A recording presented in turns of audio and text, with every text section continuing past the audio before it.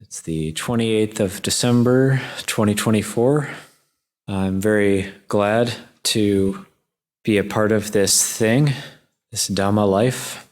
And this reflection was coming up a bit for me today, that I'm just very grateful for the opportunity to be able to give up this lifetime for the sake of working in some small way for the Buddhasasana.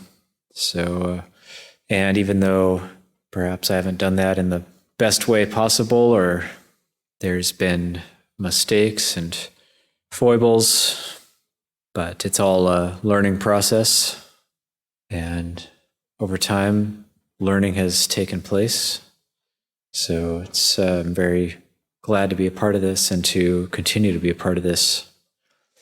And also one thing that's really amazing, I think, is just sometimes when we first come to this, we maybe don't realize what we're a part of. That when we practice, when we keep precepts and cultivate our mind, when we bhavana, you use the word bhavana, which is the cultivation. So we might think, well, what kind of difference could I make one person? But as a group, what we're a part of, then what we do does make a difference. When we keep sila, when we practice with sila, samadhi, panya, then we start to have a say in the state of the world as a whole. And our actions can become quite powerful. And when we hold sila for a long time, when we hold precepts for a long time, then we actually have a part to play in the state of the world, in making the world a better place. And we don't really have to doubt that or worry that we're not doing enough. We're doing probably more than we realize. When we hold precepts and we're firm in them and we hold them for a long time, then we're making perhaps more of a difference than we realize. And this is important to do. This is recollecting our own goodness, not in a way that we're becoming puffed up and vain, but in a way that helps us encourage ourselves. We can encourage ourselves to keep moving forward, encourage ourselves to not give up. Sometimes people ask, well, what kind of qualities do you have to, if you've become an ordained person, what kind of qualities do you have to stay ordained in the long term? And I would just say, just don't give up, just not giving up. And in order to do that, we do have to recognize the fleeting nature of this life, how time just keeps passing relentlessly. The days and nights are just relentlessly passing. Another new year coming along, another year, then it'll be another new year if we live long enough, and another. Eventually, we'll meet death, and that's going to happen to all of us.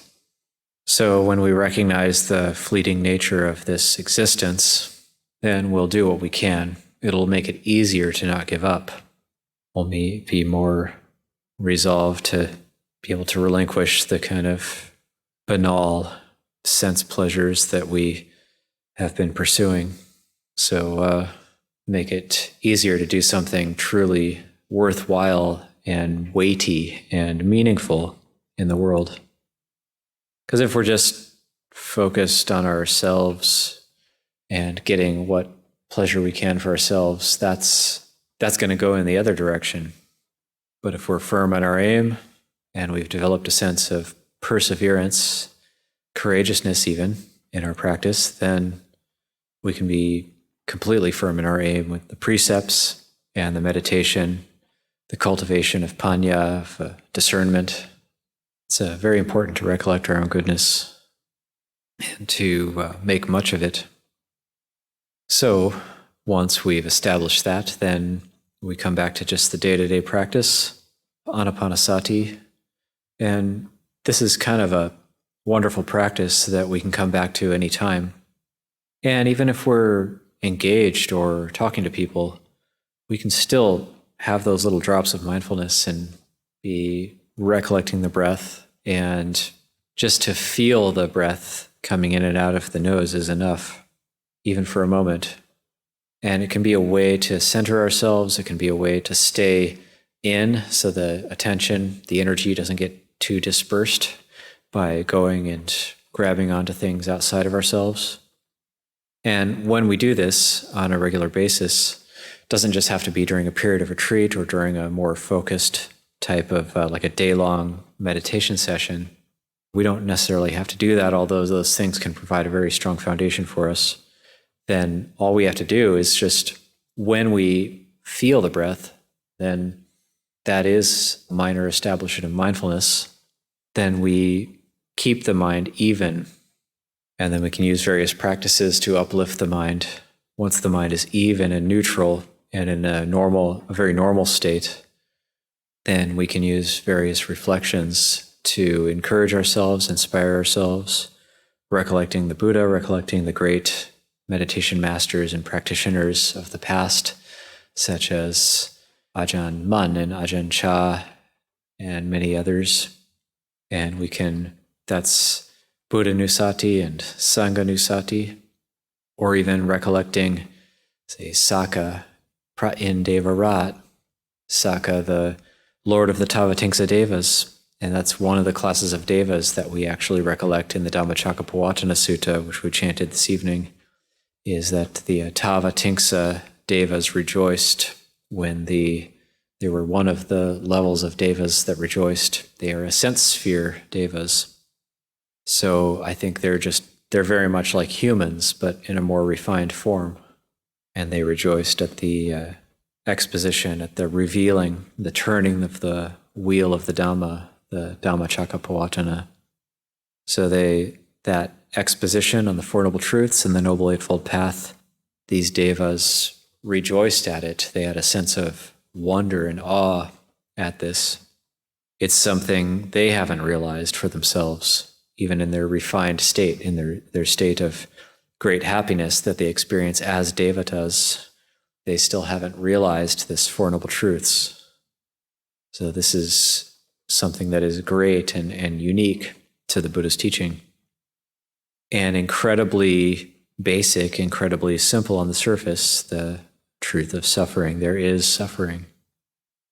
There is suffering is a very profound statement. And the Buddha isn't saying there is your suffering or there is my suffering. Just there is suffering. Suffering is something that is pervasive.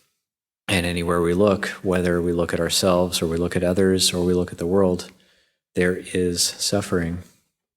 So it's a very profound statement, a very true statement. It's a Arya Satya, it's a noble truth. It's an irrefutable truth. There is suffering. So if somebody was to come up to you and you say, I don't know about the Buddha's teachings, I don't see any suffering anywhere. There isn't suffering. What would you think about that? This person is mad. They're not making sense. There is suffering. And another profound statement is that desire is the cause of suffering. This suffering that is pervasive, there is a cause, and it can be uprooted. This cause can be uprooted. The three types of desire, that's the kama tanha, bhava tanha, vibhava tanha, sense desire, and the desire for becoming, we say, or the desire to be, the desire to not be. As last May I was at Chithurst Forest Monastery in the UK with my good friend Ajahn Nyaniko, who's the abbot there. And there was two very senior disciples of Ajahn Chah who were there, Longpo Kun and Longpo Damrong, and they were there for Vaisakha Puja. And so it was great to be there at that time, and they both gave talks, and Longpo Kun gave a talk, and he talked about this kama tanha, bhava tanha, vibhava tanha, and he talked about it in a way that I hadn't heard before, and he linked it with these different deva realms, so that the kama tanha, this is he actually linked it with what we call the three worlds, which in English Dhamma talks, we don't seem to hear about it so much, but in the Thai, it's talked about a lot, and Ajahn Mun would talk about this, that we have the kama loka, the rupa loka, and the arupa loka. These are known as the three worlds that make up all of samsara. And every being in existence falls in one of those three worlds. The kama loka is the sense sphere world, that's us, and the lower sense sphere devas. So the sense sphere devas go up from the Bhuma devas up through the Paranimita Vasawati devas, are known as the highest sense sphere devas, and then there's the Brahma lokas, the Brahma worlds. And the lower Brahma worlds are form worlds, are called the Rupa loka, and then the highest Brahma worlds are the Arupa loka, where they're composed only of mind. They don't have any form, but there are still beings that are so refined. They're in the Arupa loka. So the Buddha's two original teachers, for example, were born in the Arupa lokas, in two of the different Arupa lokas. Alara Kalama would have been born in the believe it's the realm of infinite space, or the realm of nothingness, one of those, the Akinchana loka. Then there's the Uddaka Ramaputta, who would have been reborn in the neither perception nor non-perception world of the formless Brahmas. So there's what we know, and probably what comprises the most of samsara, most of existence, is the kama loka, the sense sphere world. This goes from the lowest hell realms up through the highest sense sphere devas. These are all considered the kama loka. So Lumpur Kun in his Dhamma talk actually linking kama tanha with the kama loka. So kama tanha is the cause for taking birth in the kama loka. That is, sense desire is the cause for taking birth in the sense sphere, in any sense sphere existence. And then there's bhava tanha, which acts as the cause for the rupa loka, so it can be very wholesome. So bhavana, bringing into being, cultivation. Bhava tanha is linked with the rupa loka, and then vibhava tanha is linked with the arupa loka. So I hadn't heard it talked about like that before, but it seemed like he knew what he was talking about. So the Buddha's covering all the bases with that statement. If those types of craving cover all of the three worlds of existence that's possible in samsara, then he's making an ultimate statement about the cause of suffering. Then there is the third noble truth, which is the nirodha, that this cessation can come about through the complete abandonment and relinquishment of those very cravings. And then that cessation is to be noticed, to be realized, to be actualized. And then, of course, the fourth noble truth, the path leading to all of this. The path is all important. Path is what we can focus on. The path is something concrete. This is what kind of views we should be holding. This is how we should be thinking. This is the kind of speech we should be engaging in and not engaging in. This is the kind of actions we should be engaging in and not engaging in. So it's something concrete. This is the kind of effort we need to be putting into the mind. This is the kind of mindfulness we want to be cultivating. And this is the kind of meditation we want to be doing. So the path is lined out as clearly as possible. It still takes study and reflection to come to an understanding of it. We need to be refining our understanding of this path. And the Buddha said, making an effort to understand all four of these noble truths, making an exertion, making an effort. The Buddha going even so far as to say that, using the analogy of the 300 spears, which is a very, very extreme analogy as to the desirable nature of realizing the Four Noble Truths. So, of course, the analogy, and some of you may know this already, but say if someone was to be pierced by 100 spears in the morning, 100 spears in the afternoon, and 100 spears in the evening, and somehow by some miracle not die from that, and would that person experience extreme pain and suffering? And the Buddha talking to his monks say, yes, he would experience very extreme pain and suffering. And the Buddha says, so imagine if that type of extreme pain and suffering was experienced every day for 100 years, and somebody was to tell you, you're going to experience that for 100 years, but based on experiencing that, at the end of that 100 years, you get to realize the Four Noble Truths. And the Buddha says, should that person take them up on it? And yes, he should. it would be worth it.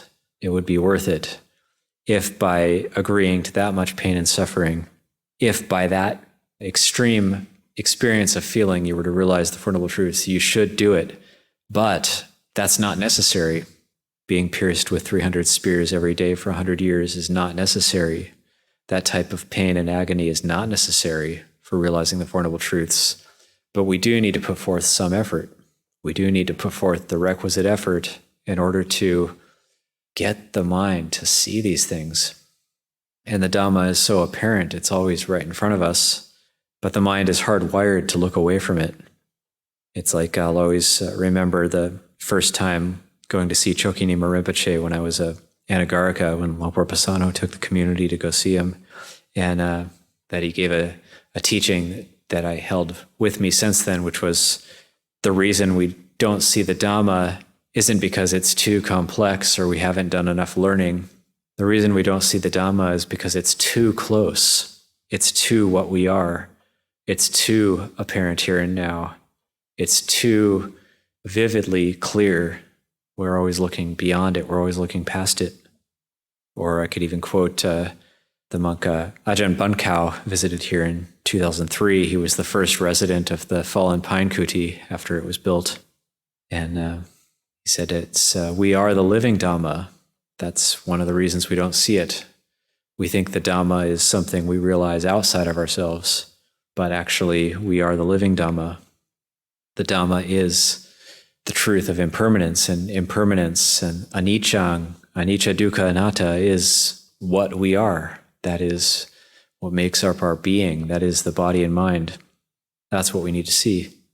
So the Four Noble Truths is used in order to reflect on our own experience. It's not something that we can read about and then take a multiple choice examination and get a little star and go on our way. And that might provide a little bit of happiness for a little while, a little bit of charge to the mind, but it's going to pass away fairly quickly. But it's an ultimate teaching for reflecting on our own experience, and it's never not relevant. It never grows old. It's timeless. It's always, the Dhamma will always be apparent here and now, whether we see it or not. Craving will always be the cause of suffering, whether we realize it or not. The path will always be a path that whoever practices it leads to liberation, whether there's currently people practicing it or not. So it's been a long day.